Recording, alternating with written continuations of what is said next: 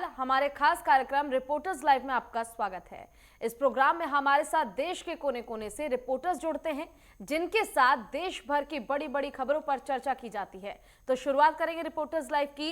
दिल्ली से हमारे साथ हमारे संवाददाता विवेक दीक्षित जुड़ चुके हैं, तो वहीं पंजाब से हमारे साथ हमारी संवाददाता ईशा ठाकुर भी जुड़ चुकी है। रुख करना चाहूंगी दिल्ली का। सबसे पहले विवेक, आपसे जानना चाहेंगे आज क्या कुछ महत्वपूर्ण रहने वाला है राजधानी दिल्ली में, क्या कुछ बड़ी खबरें आपके पास?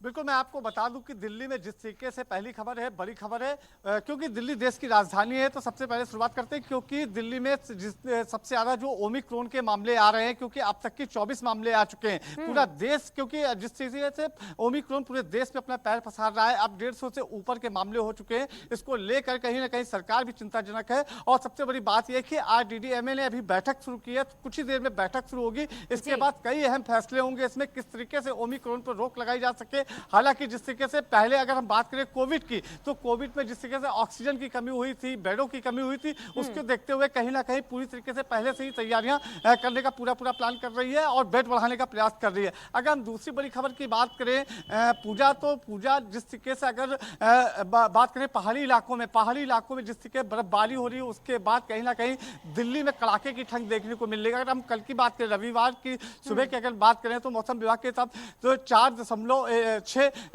तापमान नापा गया था। अगर आज सुबह की हम सोमवार की बात करें सुबह की, तो 3.6 तापमान नोट किया गया था। कहीं ना कहीं जो जिस तरीके से लगातार ठंड का बढ़ता हुआ कहर, उसको देखते हुए दिल्ली मौसम विभाग ने साफ तौर पे येलो अलर्ट जारी कर दिया है। और उसके बाद अगर हम बात करें दिल्ली सरकार की, तो दिल्ली सरकार इस पे भी काफी काम कर रही है। अगर हम बात करें अलाव की, तो अलाव की पूरे चौराहों पे व्यवस्था कराई जा रही है, रैन बसेरों की व्यवस्था कराई जा रही है। सभी लेकर कहीं ना कहीं दिल्ली सरकार भी चिंतित नजर आ रही है। पूजा, चलिए, बहुत बहुत शुक्रिया आपका तमाम जानकारी के लिए। रुक करेंगे पंजाब का, जहां से हमारे साथ हमारी संवाददाता ईशा ठाकुर लगातार जुड़ी हुई है। ईशा, आपसे जानना चाहेंगे आज पंजाब में पूरे दिन क्या कुछ महत्वपूर्ण रहने वाला है?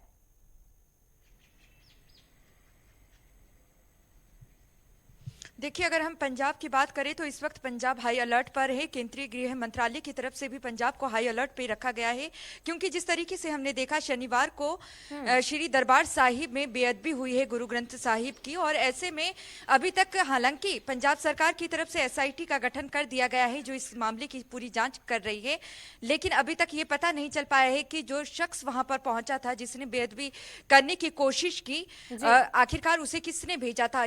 हालांकि ये अंदेशा जरूर लगाया जा रहा है कि कई ऐसी देश विरोधी तत्व हैं जो लगातार इसकी कोशिश कर रहे हैं कि यहां पर माहौल खराब किया जाए। क्योंकि 2017 में जब चुनाव था पंजाब का, उस दौरान भी ये देखा गया था कि बेअदबी की तमाम घटनाएं यहां पर हुई थी।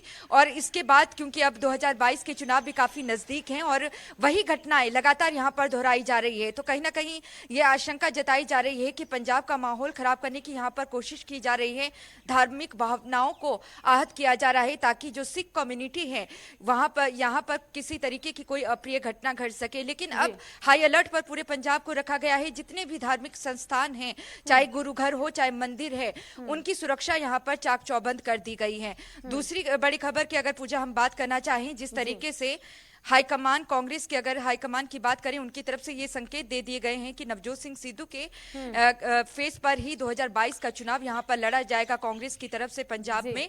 लेकिन अब सिद्धू के खिलाफ मोर्चा खोल दिया गया है तमाम बड़े नेताओं की तरफ से। कैबिनेट मंत्री राणा गुरजीत की बात करें तो उनकी तरफ से ये आरोप लगाया गया है नवजोत सिंह सिद्धू पर कि वो कांग्रेस में महज इसलिए शामिल हुए हैं क्योंकि वो CM बनना चाहते हैं, और इस महत्वाकांक्षा के साथ उन्होंने कांग्रेस ज्वाइन की है। और जब तक नवजोत सिंह सिद्धू कांग्रेस में रहेंगे, तब तक जो कांग्रेस है उसको काफी नुकसान होगा, ये उन्होंने आरोप लगाए हैं। और उसके बाद अगर हम बात करें पूर्व खेल मंत्री की, जो कैप्टन अमरिंदर सिंह के सरकार के दौरान खेल मंत्री थे, राणा गुरमीत सोढी, उनकी तरफ से भी आरोप लगाया गया है कि नवजोत सिंह सिद्धू कहीं ना कहीं कांग्रेस को नुकसान पहुंचा रहे हैं, और नवजोत सिंह सिद्धू जितनी जल्दी हो सके कांग्रेस छोड़ेंगे उतना भला कांग्रेस का होगा।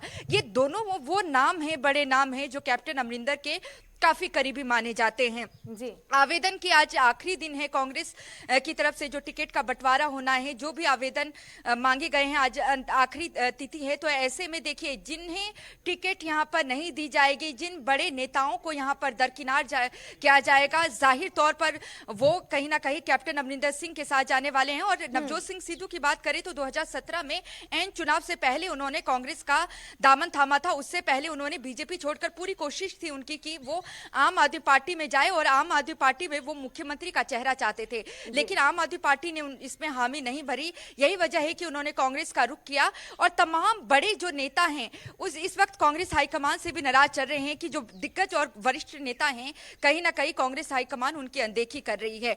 जो ये दो फाड़ कांग्रेस की नजर आ रही है, अंतर्कलह कांग्रेस में नजर आ रही है। 2022 का चुनाव काफी नजदीक है, तो ये माना जा रहा है कि जरूर इसका नुकसान कांग्रेस को होने वाला है। क्योंकि जब कैप्टन अमरिंदर सिंह यहां से, अगर हम 8 महीने पहले की बात करें, ऐसी स्थिति थी कि कैप्टन अमरिंदर सिंह के जो अगर उन्हें फेस दोबारा से मुख्यमंत्री बनाया जाता है तो प्रचंड बहुमत से दोबारा कांग्रेस की सरकार बन सकती थी। लेकिन नवजोत सिंह सिद्धू के कहने पर कैप्टन अमरिंदर सिंह को यहाँ पर हटाया गया। तो ऐसे में अब लगता नहीं है कि कांग्रेस की 20 से भी ज्यादा सीटें यहाँ पर आएगी। जिस तरीके आप इन तमाम खबरों पर दिन भर नजरें बनाकर रखें, आगे भी आपसे अपडेट लेंगे, लेकिन फिलहाल के लिए आपका शुक्रिया। सीधे रुख करते हैं झारखंड का, जहां से हमारे साथ हमारे संवाददाता सूरज कुमार लाइव जुड़े हुए हैं। सूरज, आपसे जानेंगे झारखंड में क्या कुछ आज बड़ी खबरें हैं, क्या कुछ महत्वपूर्ण पूरे दिन भर रहने वाला है? महत्वपूर्ण खबर की बात करें तो थोड़ी देर पहले झारखंड विधानसभा का मामूल 44 का शुरू हो चुका है। उसी देर पहले यहाँ पर मुख्यमंत्री भी पहुंच चुके हैं। और सबसे बड़ी बात है कि झारखंड सरकार की तरफ से लगभग 29,000 करोड़ की जो वित्त वर्ष 2021-22 का जो बजट है वो पेश कर दिया गया था लास्ट फ्राइडे को। लेकिन आज उसी बजट पर आज पक्ष और विपक्ष की यहाँ पे चर्चाएं की जाएगी। जाहिर तौर पर विधानसभा सत्र शुरू होते ही विपक्ष का जोरदार हंगामा विधानसभा के बाहर यानी सदन के बाहर और सदन के अंदर लगातार दिख रही है। विपक्ष के पास ऐसे कई मुद्दे, चाहे वो जेपीएससी पीटी परीक्षा को रद्द करने की बात हो या फिर उनके जो नेता है उनकी हत्या जो हुई थी खिलाड़ी, वो उसके विरोध लगातार वो विपक्ष के नेताएं कर रहे हैं। इसके अलावा ऐसे कई मुद्दे हैं झारखंड के जनहित में जिसे विपक्ष लगातार उठा रही है और इसी मुद्दे को लेकर वो लगातार हमलावर है। जाहिर तौर पर यह 5 दिनों का शीतकालीन सत्र है और आज तीसरा दिन। और ऐसी स्थिति में जिस तरह लगातार विपक्ष का हंगामा यहाँ पे देखा जा रहा है, ऐसी स्थिति में झारखंड विधानसभा का शीतकालीन सत्र चलना बहुत ही मुश्किल है। क्योंकि लगातार जो विधानसभा अध्यक्ष है, जो स्पीकर है रविंद्र नाथ कहते लगातार रिक्वेस्ट भी करे पक्ष और विपक्ष की तरफ से कि छोटा सत्र है, आप लोग तालमेल करके ये सत्र को सुचारू रूप से चलने दें। लेकिन विपक्ष के पास ऐसे कई मुद्दे हैं जिसे लेकर वो लगातार हंगामा करे। इसके चलते सदन बार बार स्थगित करना पड़ रहा सदन को। बहुत बहुत शुक्रिया आपका तमाम जानकारी के लिए सूरज। सीधे रुख करेंगे छत्तीसगढ़ का, जहां से हमारे साथ हमारे संवाददाता उत्पल सेन गुप्ता जुड़े हुए हैं। उत्पल, आपसे जानना चाहेंगे क्या कुछ आज महत्वपूर्ण खबरें रहने वाली है? देखिए, छत्तीसगढ़ में मैं आपको अपने दर्शकों को बताना चाहूंगा, छत्तीसगढ़ में चुनावी माहौल चल रहा है। छत्तीसगढ़ में आज सुबह 8 बजे से मतदान होने शुरू हो गए हैं, जो शाम को 5 बजे तक चलेंगे। टोटल छत्तीसगढ़ में 15 नगरीय निकायों में चुनाव है, जहां पर 1035 मतदान केंद्र बनाए गए हैं, जहां मतदाता अपने मत का प्रयोग करेंगे। इसके साथ ही पहली बार ऐसा हुआ है कि मतदान केंद्र में स्वास्थ्य कर्मियों को भी ड्यूटी लगाई गई है, क्योंकि कोरोना की तीसरी लहर और ओमिक्रॉन वेरिएंट को देखते हुए यह उपयोग किया जा रहा है। इसके साथ ही सैनिटाइजर और मास्क का भी व्यवस्था मतदान केंद्रों में किया गया है। इसके साथ ही मोबाइल सहित सारे इलेक्ट्रॉनिक गैजेट मार्केट नहीं होंगे, मतदान केंद्र में इनका उपयोग किया गया है। साथ ही 18 पहचान पत्र ऐसे हैं जिनको दिखा के मतदान का प्रयोग कर सकते हैं। वही दूसरी खबर की बात करूं तो प्रदेश में कल कोरोना के स्वास्थ्य 21 नए मामले सामने आए हैं। इसके साथ ही 9 मामले ऐसे हैं जो राजधानी रायपुर से है। इसके साथ ही कोई भी मृत्यु 24 घंटे में कोरोना से नहीं हुई है। इसके साथ ही विदेश से प्रदेश में रायगढ़ जिले में लौटे एक व्यक्ति की कोरोना रिपोर्ट पॉजिटिव आई है, जिसके बाद स्वास्थ्य विभाग ने हड़कंप मच किया है। उन्हें क्वारंटाइन करते हुए उनके सैंपल को ओमिक्रॉन वेरिएंट की जांच के लिए भेजा गया है। इसके बाद उनके सैंपल की जब रिपोर्ट आएगी उसके बाद स्थिति साफ हो पाएगी। वही तीसरी बड़ी खबर की अगर मैं बात करूं तो प्रदेश में लगातार ठंड का कहर जारी है। उत्तरी हिस्से को ठंड की चपेट पूरी तरीके से ले गए हैं, कोहरे जमने लगे हैं।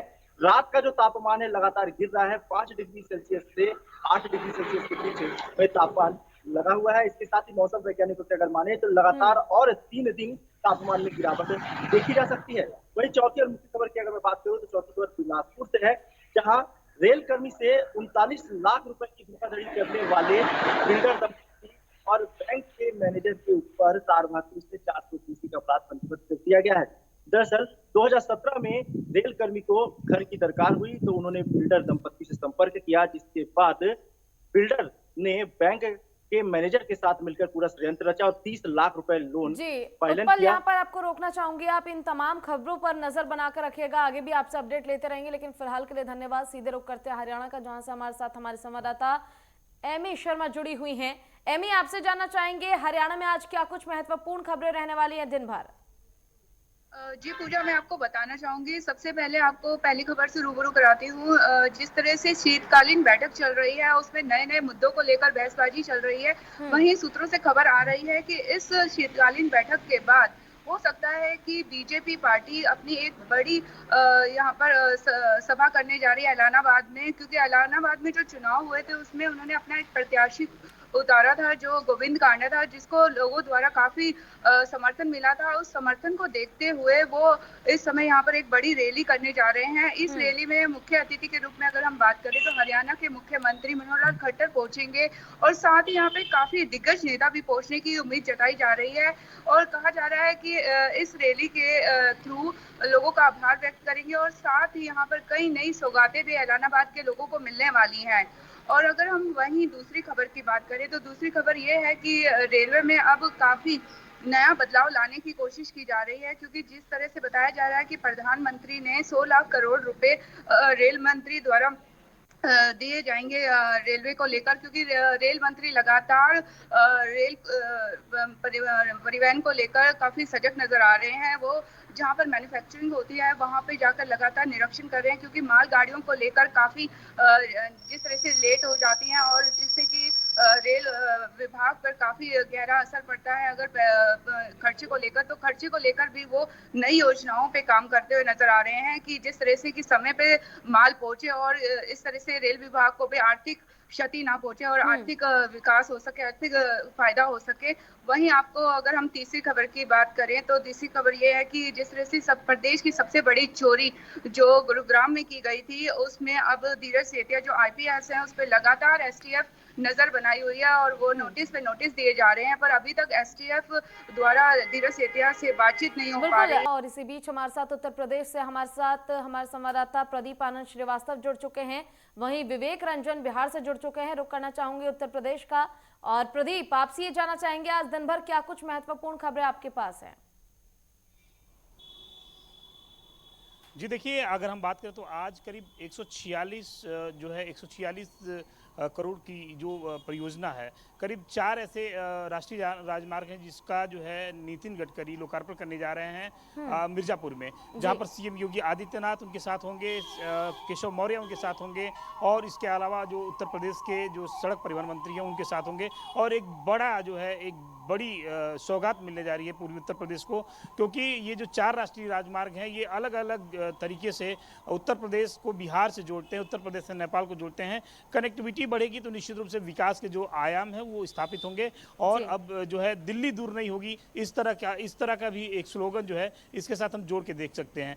दूसरे खबर की बात करें तो अखिलेश यादव ने एक बड़ा आरोप भारतीय जनता पार्टी पर लगाया है। अखिलेश यादव ने कहा है कि हमारा जो भी कुनबा है, मतलब समाजवादी पार्टी का जो भी परिवार है, जितने भी नेता हैं उसके, उन सभी नेताओं के जो फोन है उनको टैप किया जा रहा है, भारतीय जनता पार्टी टैप करवा रही है। हालांकि इसका पलटवार स्वतंत्र देव सिंह ने कर दिया है, लेकिन फिर भी उत्तर प्रदेश की राजनीति में ये एक बड़ा आरोप अब तक का किसी विपक्षी पार्टी के द्वारा लगाया गया है। तीसरे अगर खबर की बात करें तो आज कांग्रेस पार्टी की स्क्रीनिंग कमेटी की बैठक अभी कुछ देर में शुरू हो जाएगी, जिसमें प्रियंका गांधी, उसके अलावा मोना मिश्रा, अजय कुमार लल्लू और नसीमुद्दीन सिद्दीकी और पीएल पुनिया, ये जैसे बड़े चेहरे बैठेंगे, क्योंकि अब तक जो है महिलाओं के लिए 40% की भागीदारी करने वाली कांग्रेस को 4% ही आवेदन मिल पाए हैं, तो कमी कहां से है इस पर भी विचार विमर्श हो सकता है। इसके अलावा आज भारत का सबसे बड़ा ड्रोन शो राजधानी में आयोजित किया जा रहा है रेसिडेंसी में। 2 कारण है इसके, एक तो रेजिडेंसी में ग्रीनरी जो है, ग्रीनरी के साथ जो जल है, वाटर है,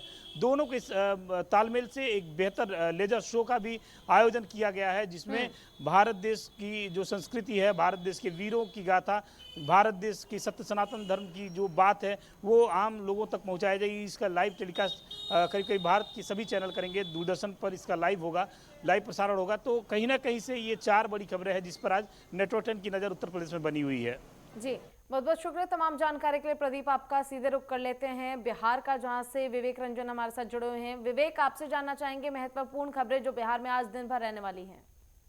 जी बिल्कुल पूजा, आज बिहार की बात कर ली जाए तो बिहार में जिस तरीके से बिहार के पूर्व मुख्यमंत्री और एनडीए के सहयोगी जीतन राम मांझी ने एक खासकर हिंदू जाति धर्म में जो ब्राह्मण के ऊपर आपत्तिजनक शब्द का इस्तेमाल किया था, उसके बाद बिहार में सियासत गर्म हो गई है। बिहार में उसको लेकर अब बीजेपी भी जो उन पे गर्म है, क्योंकि जो बता दें कि ब्राह्मण के ऊपर एक ऐसी आपत्तिजनक शब्द का जो इस्तेमाल किया था, कहीं ना कहीं हिंदू सनातन धर्म के बड़ा विवादित है, जो कि एनडीए सहयोगी में एनडीए बीजेपी सभी धर्मों को लेकर चलती है और खासकर हिंदू समुदाय को लेकर वो खासकर ब्राह्मणों पर ज्यादा फोकस करती है। ऐसे में लेकर 5 राज्य में जो चुनाव होने वाली है उसको लेकर इनके जो बयान है, बयान के बाद खामियाजा भुगतने को मिलेगा। देखना होगा कि किस तरीके से होगा।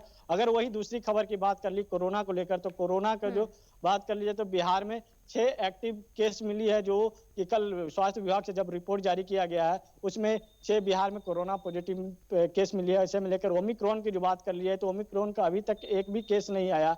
अगर वही तीसरी खबर की बात कर ली तो बिहार बोर्ड से जुड़े हुए बच्चे को लेकर, तो बिहार बोर्ड से जुड़े हुए बच्चे कई लोग तो रजिस्ट्रेशन करवा लिए, लेकिन वो अभी तक अपना फॉर्म तक नहीं फिलअप किए। ऐसे में उनको देखना होगा, उनकी 1 साल बर्बाद हो गया। इसको लेकर सरकार किस तरीके से कड़ी एक्शन उठाती है और किस तरीके से कदम। वहीं अगर चौथी खबर की बात कर ली जाए तो मुख्यमंत्री एक तरफ यात्रा निकालने वाले, वहीं तेजस्वी यादव अलग बेरोजगारी यात्रा निकालने वाली हैं। दोनों की यात्रा किस तरीके से यात्रा रहेगी वो देखना होगा। एक तरफ मुख्यमंत्री शराबबंदी को लेकर यात्रा निकाल रहे हैं, तो यही बेरोजगारी और हुआ समाज सुधार यात्रा निकालने वाले, क्योंकि समाज सुधार यात्रा जिस तरीके से नीतीश कुमार अपनी विकास पुरुष की गाथा गाते हैं उसको लेकर वो अपनी यात्रा निकालेंगे। अगर आज बात कर ली जाए तो आज नीतीश कुमार जनता दरबार आयोजन किए। जनता दरबार में समाज सुधार और शिक्षा से जुड़ी कई मुद्दों पे आज चर्चा करेंगे, लोगों से मिलकर उसकी फेस टू फेस कम्युनिकेट करके उनसे मिलेंगे, उनकी बातों को बिल्कुल अपने विवेक, अधिकारियों तक बहुत सीमित बहुत करेंगे। शुक्रिया आपका तमाम जानकारी के लिए। इसी बीच सीधे रुख कर लेते हैं उत्तराखंड का, जहां से हमारे साथ हमारे संवाददाता ज्ञानेंद्र तिवारी जुड़े हुए हैं। ज्ञानेंद्र, आपसे जानना चाहेंगे उत्तराखंड में आज क्या कुछ महत्वपूर्ण है, क्या कुछ बड़ी खबरें आपके पास दिन भर की? देखिए, अगर उत्तराखंड की खबरों के लिहाज से बात करें तो कांग्रेस की तरफ से वीर प्रणाम यात्रा की शुरुआत की जा रही है। शहीद विपिन रावत के गांव पौड़ी स्थित गांव से इसकी जो शुरुआत है वो की जाएगी। 3 दिनों तक इस यात्रा को निकाला जाएगा। खासतौर पे सैनिकों के सम्मान में और शहीद विपिन रावत के सम्मान में इस यात्रा की शुरुआत कांग्रेस की कर रही है। और ऐसे में जिस तरीके से 3 दिनों तक ये यात्रा पूरे प्रदेश भर में निकाली जाएगी और उन शहीदों के गांवों से जो उत्तराखंड में कहीं ना कहीं उत्तराखंड के जो जवान थे और सेना में उन्होंने अहम अपनी भूमिका निभाई हो, खास तौर पे जो पहली शुरुआत रहेगी आज से वो विपिन रावत के पौड़ी स्थित गांव से रहेगी। दूसरी तरफ अगर हम देखें तो आज जिस तरीके से भाजपा की तरफ से जो चुनावी गतिविधियों को तेज करने के लिए जो बैठकों का दौर है वो देखने को मिलेगा, क्योंकि 26 तारीख को राष्ट्रीय अध्यक्ष जेपी नड्डा आने वाले हैं और कई बैठकों में सम्मिलित होने वाले हैं। इन बैठकों में क्या कुछ खास रहेगा, किस तरह के जो कहीं ना कहीं पदाधिकारी मौजूद रहेंगे, तमाम कार्यक्रम तय करने को लेके आज जो है पदाधिकारियों की बैठक जो है वो होनी है। दूसरी तरफ अगर हम देख लें तो आज भाजयुमो के राष्ट्रीय जो अध्यक्ष हैं तेजस्वी सूर्या वो उत्तराखंड में है। 2 दिवसीय दौरा है, पहले दिन वो उत्तराखंड पहुंच चुके हैं, कई सम्मेलनों में सम्मिलित होंगे, बाइक रैली में वो सम्मिलित हुए हैं और ऐसे में काफी अहम माना जा रहा है, क्योंकि युवाओं को आकर्षित करने के लिए उत्तराखंड में ये उनका दौरा है और कई यूथ सम्मेलन में वो सम्मिलित होंगे। और कहीं ना कहीं जिस तरीके से यूथ को साधने की जो भाजपा की कोशिश है उसे कहीं ना कहीं गति देने वो यहाँ पहुंचे हुए हैं और अभी वो कार्यक्रमों में शिरकत कर रहे हैं। दूसरी तरफ अगर हम देखें तो आज मुख्यमंत्री पुष्कर सिंह धामी टिहरी और मसूरी के दौरे पे हैं। खासतौर पे मसूरी में कई लोकार्पण और शिलान्यास कार्यक्रम में शिरकत करने वाले हैं और दूसरी तरफ टिहरी में जन संवाद के जो कार्यक्रम हैं रखे गए हैं। जनता से सीधा उनका संवाद होगा और राज्य के विकास से संबंधित कई विषयों पे जो चर्चाएं हैं वो होंगी और ऐसे में मुख्यमंत्री के सामने जो समस्याएं हैं क्षेत्रीय वो लोग रखने का काम करेंगे। इसके अलावा अगर हम देखें जिस तरीके से उत्तराखंड के अंदर मौसम को लेके कहीं ना कहीं जो पूर्वानुमान है वो मौसम विभाग की तरफ से भी लगाया गया है। जो पहाड़ी इलाके हैं, खासतौर पर अगर हम बात करें उत्तरकाशी, रुद्रप्रयाग और चमोली जो ऊंचाई वाले इलाके हैं, या फिर कुमाऊं की बात कर लें, नैनीताल की बात कर लें या पिथौरागढ़, इन इलाकों में जो है ऊंचाई वाले इलाकों में तकरीबन 3000 से ऊपर के जो इलाके हैं वहां हल्की बर्फबारी की जो संभावनाएं जताई गई हैं। और जो निचले इलाके हैं, हरिद्वार और ऊधम सिंह नगर जो जिला है, यहाँ पे जो है शीतलहर के प्रकोप कहीं ना कहीं देखने को मिल सकता है, ऐसी संभावनाएं बताई गई हैं। और ठंड में जो बढ़ोतरी है अगले 2 दिन तक रहेगी, ऐसी संभावनाएं मौसम विभाग की तरफ से बताई गई हैं। तो ये उत्तराखंड के अंदर तकरीबन 5 ऐसी मुख्य खबरें हैं जिन पे आज नेटवर्क 10 की नजर बनी रहेगी। जी बिल्कुल।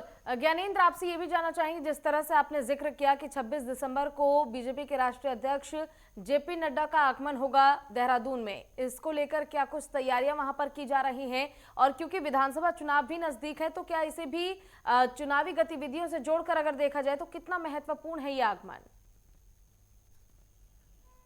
देखिए, जेपी नड्डा का ये दौरा काफी महत्वपूर्ण है, क्योंकि जिस तरीके से विजय संकल्प यात्रा 70 विधानसभाओं में भाजपा की तरफ से निकाली जा रही है, इन यात्राओं में कई ऐसे रोड शो होने हैं जिसमें कि केंद्रीय नेता शिरकत करने वाले हैं, चाहे वो राजनाथ सिंह हो, अमित शाह हो या फिर अन्य जो बड़े नेता हैं वो इसमें आने वाले हैं। यहाँ तक कि योगी आदित्यनाथ भी कई जन रैलियों को संबोधित करने वाले हैं। खासतौर पर जिस तरीके से जेपी नड्डा 26 तारीख को आ रहे हैं, इन सभी कार्यक्रमों को गति देने और किस प्रकार से कार्यक्रम रहेंगे, इस बात पे चर्चा होगी। उत्तराखंड के अंदर चुनाव को लेकर क्या कुछ कार्यक्रम चल रहे हैं, इसकी भी समीक्षा कहेगी। ज्ञानेंद्र, जिस तरह आपने बताया कि चुनाव के लिहाज से अगर देखें तो ये काफी ज्यादा महत्वपूर्ण हो जाता है और कई केंद्र मंत्रियों का आगमन अब जारी रहेगा क्योंकि विधानसभा चुनाव भी नजदीक आ रहे हैं। बहुत बहुत शुक्रिया तमाम जानकारी के लिए आपका।